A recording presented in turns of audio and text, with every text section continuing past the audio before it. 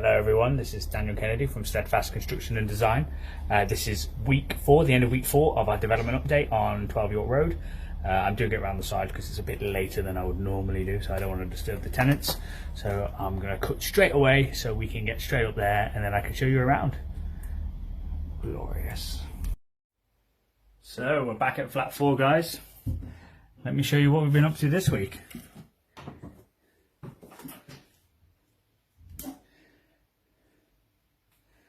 So I'll take you directly into the kitchen. It's a bit dark because it's a bit late in the day, but we've got the kitchen in, well, partially. You see we went for a lighter colour this time. We had to go to Howlers. We do have a supply, but they couldn't provide in time. So initially I thought this would be quite small, but I'm really glad we stuck with this design and that we didn't decide to move the walls and make it wider. So we've got a really nice kitchen here. We've got a bit of a leak from the Velux there because of the roof being redone, but plenty and plenty of room. So this is, in there's a microwave. I can just show you.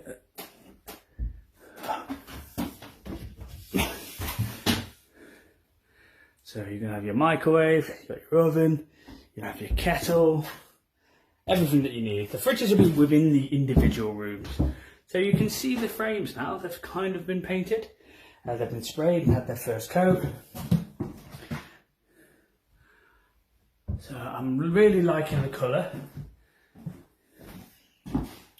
I think it looks really premium, like downpipe grey. This is Farrow and Ball, downpipe grey. But I think, will the tenants like it? Will it get me more rent? As it's enamel paint, it'll be quite difficult. If they chip that, that's going to be a really difficult repair as opposed to gloss. So I had Rob Hunter and his business partner come down, and what they do the white frames and they don't paint the doors. They didn't leave the doors till last, so they don't spray them either, they just varnish them. And I actually quite like that idea. So when I actually go up again, I'm going to take a closer look at his doors. So potentially I might adopt that. Because it's a bit of a set, like if we can just paint these white or spray them white and then not paint the doors and then just hang them at the end as well, we might be able to save time. But I'm really liking these colours. I'm glad they're in my flat. And the reason why we decided to go with this is just to prove like what we can do in such a short period of time. So I'm not going to go out on the roof because we've blocked up the window there. So this is just to show you, like, it's all painted now. The frames are all in. Doors will be going in next week. As I said, I tried to get this done for 4 weeks, but the roof has held us back.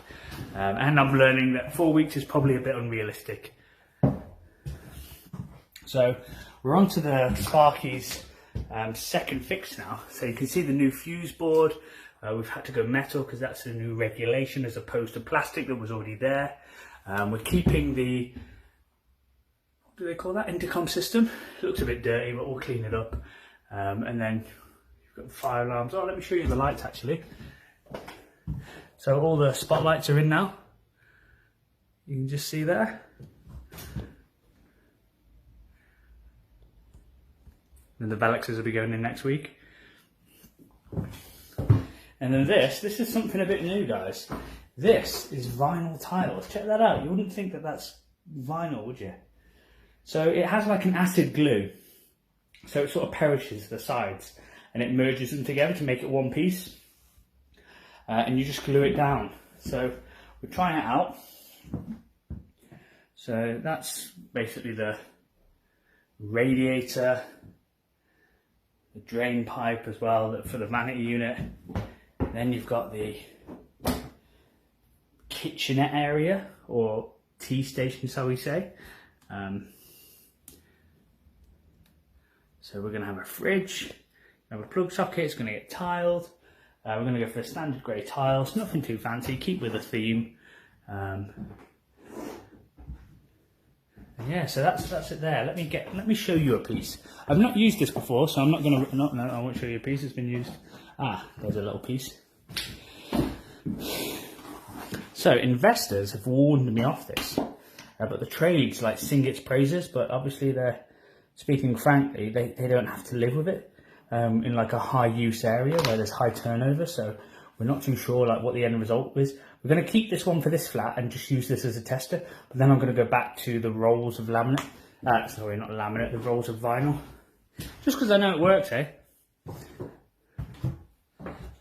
See again, like, lovely kitchen. It's going to be beautiful, this property, when it's finished.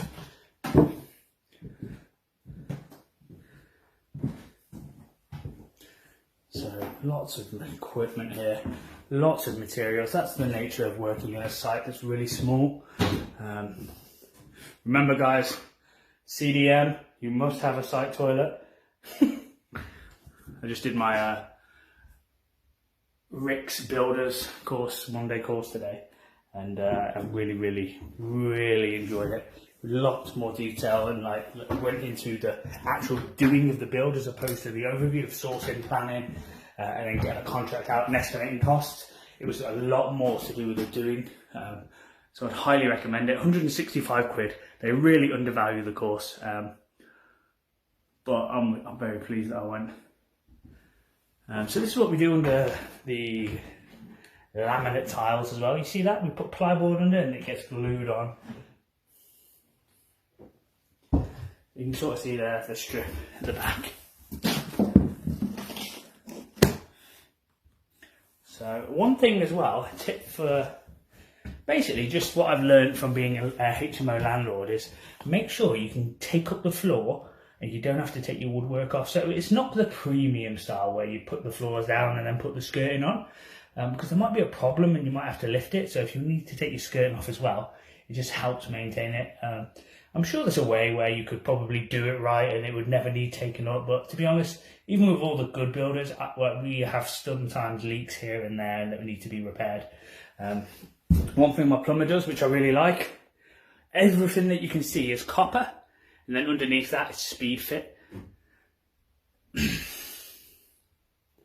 then we have the toilet here. I bet you people will watch this and they'll go, I wouldn't have the radiator there, I might burn themselves on the toilet. Well, you need to you get lots of money from having a big room and a small ensuite. I was told these ensuites are too big, and I think they're a good size, but everyone has their own sort of plan and ethos, and the towel rails always go next to the toilets. It's just where they fit well in terms of the design of our bathrooms. You get more rent, not for a big bathroom, you get more rent for a bigger room, so you don't want to go too big with your ensuite. I've found it, that if you have an ensuite, it doesn't matter how small it is, it will rent well. And we have this really small room. It's like 7 meters, and it's got an ensuite in there as well. So obviously you don't include the ensuite in the minimum room sizes, but that room rents out all day, every day, because I keep it at 450. I could probably get more, but I don't feel justified in doing it. I used to live in it for a bit, and it's a very small room. Still issues with the plant room. The stuff didn't arrive, which is a bit of a pain, so that hasn't been done yet. And then once that's in, we can get all the radiators done. One thing to note, which I didn't know, it's a good thing that you speak to people in the know, because I wouldn't have been any wiser. It's not good to have your cabinets on wet plaster, because the moisture in the plaster gets into the back of the cabinets, I'm told. So potentially we might run into problems in the future. And you know what, it's entirely my fault that, because I rushed the trades. I was like, get it in, Rob's coming down, I want the kitchen in. And really, I should have created an environment where they told me to fuck off. The plaster needs to dry, it needs to wait.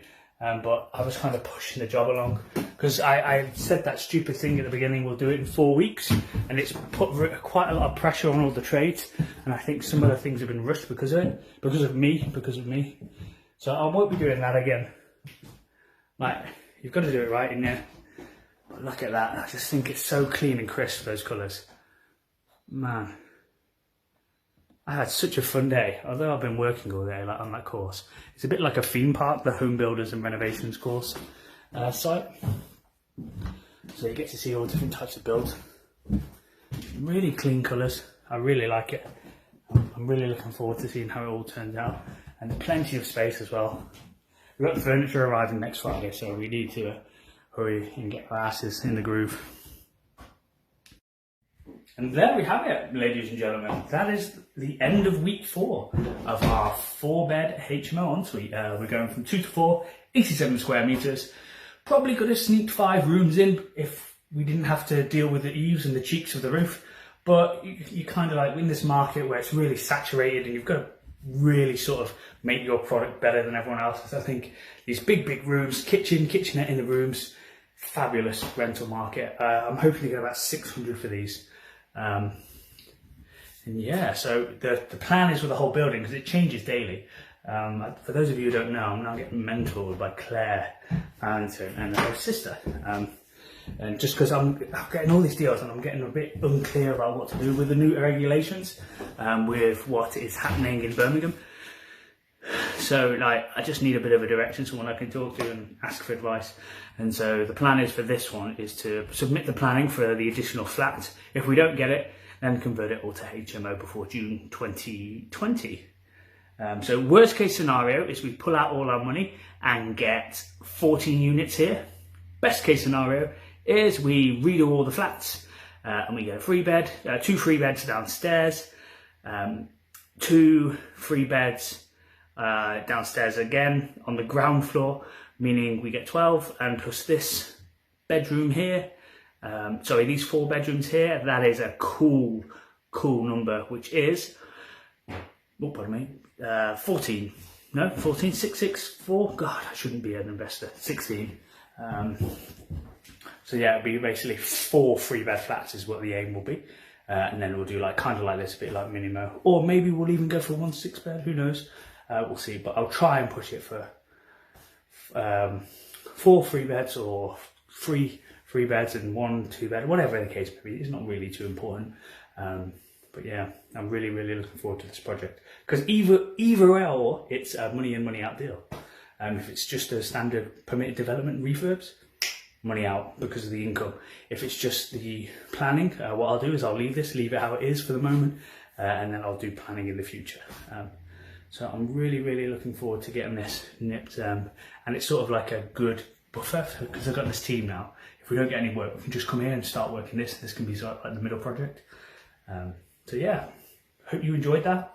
Hope you got a bit of value out of that, of a few tips and tricks, and some of the mistakes. I'm definitely not somebody who's going to admit or fill you full of lies and tell you what you want to hear, or that it's all going perfect. It hasn't gone perfect. There's been issues because I've been rushing it and trying to really hammer down on the timeline, and that's come with its own cons. It's not always the best thing. Sometimes you just need to like leave the site and let it dry. But we will get better. We're not going to get better, we're going to get better. And that's why we're going to like one of the most picky landlords and doing one of his jobs, so he can pick us to shit and then we can get better. That's the plan. So that'll be a good one.